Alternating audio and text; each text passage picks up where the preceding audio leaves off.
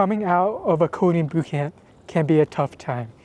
You feel proud of yourself for completing a challenging, intensive bootcamp, learning a lot of new technologies, creating projects, but you're also leaving your curriculum, you're leaving your colleagues, your formal structured classroom you have, and you're kind of on your own now to figure out how to get a job, what to learn. After the boot camp, you don't have the structured support anymore. So in this video, I'm going to give advice on what I wish I've known, what I would have done after coming out of a coding boot camp.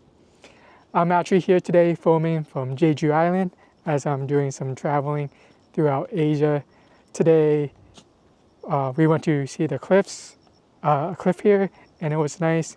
Got some footage, photos, and it might rain later. Again, it's been cloudy, rainy all week here. It's good because it can get hot and sunny otherwise. So when I came out of the coding bootcamp, I wish I would have known. I wish I would have brushed up on my fundamentals where I felt slacking. So when you go through the coding bootcamp, you might feel rushed. You might not fully understand certain concepts. You might rely on your classmates, your teachers, your mentors to get you through topics that you didn't understand, topics that didn't really click, and you just move on, just hoping it won't come back. But if it's like a core, pretty much everything you learn in the coding bootcamp is pretty basic, pretty foundational for your coding career. So if there's a gap in it, it's going to come back to bite you. When you have coding interviews, they're going to somehow realize you have a weakness in this one subject. Maybe it's the database, maybe it's the CSS, maybe it's certain things about APIs. They're going to somehow find that out with you during the interview and realize that you don't know what you're talking about and not hire you. And so you can't let these topics, you can't just ignore them. You have to go back, maybe use a different resource to try to learn what you got stuck on. Try it from a different angle. Try using a YouTube video, a different instructor. Try reading things. Because a lot of these concepts, you don't learn it the first time you go through it. You need the repetition. You need to learn React multiple times before it clicks. If you're reading documentation, you don't just read documentation once and you understand what's going on.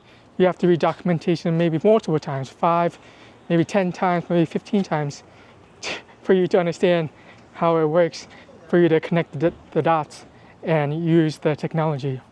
So if you have a weakness, go back and understand it. For me, the entire coding was a weakness, so I decided to do the entire coding bootcamp curriculum again after I finished it.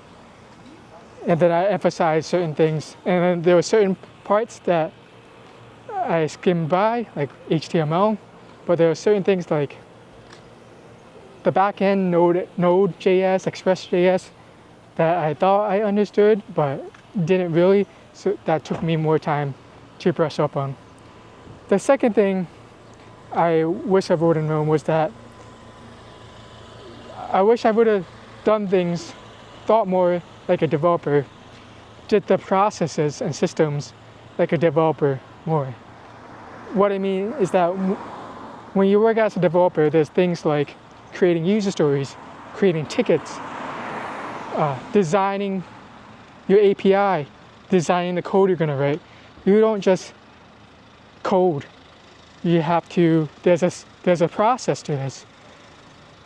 That you create tickets, you do pull requests, you do code reviews, all these things that I did learn about in the coding bootcamp, but it was just brushed up upon because it didn't really matter because it wasn't actually coding. It was just like the system behind it. I wish I would have emphasized doing that more after the coding bootcamp. And because this is what you do when you're a professional developer. You need a system behind your code. You work with others, you collaborate with others. You need to align the business goals with the engineering goals. So you need to emphasize this process when you develop. For me, what I do now is I use all those systems when I freelance for my clients. I don't just code, I stay organized. I create systems for how I code so I can give the best result to my clients and it becomes scalable. I can grow the team as needed as well. And then the last thing that I wish I would have done was that I wish I would have tested what I learned. I wish I would have redone a project by myself, because during the coding bootcamp, you get a lot of help from your classmates, your teachers, your mentors. You need to test that you can really do it on your own. So recreate a difficult project you've done, like the project you use, a group project that you've done 3 or 4 people. Redo it yourself to make sure you fully understand how to create that app on your own. So by testing yourself, you can redo a project that you've already done. You still get a lot of benefit out of it, that repetition that I emphasize, even though it's the same project. And then you have that code base to fall back on if you get stuck. What I did was that I didn't do this right after my coding bootcamp, but I did a free internship. And after the free internship, I went and tested that. I really learned the technology. I really learned how to be a better developer from it. So I recreated a different project with the same code base that I've learned from the internship. And I used that to demo it during my interviews. And I finally got a job with that project as being my only highlight project, the only project I talked about during my interview, the only project I had in my portfolio really as well. So those are the main things, is that you brush up on your weaknesses from the coding bootcamp. If everything is a weakness, brush the entire coding bootcamp again. Emphasize the process of being an engineer, the agile flow, using branches, creating tickets. And lastly, test that you understand what you have learned by creating your own project. Thank you so much for watching. Stay tuned for more videos as I talk about web development, coding, and traveling.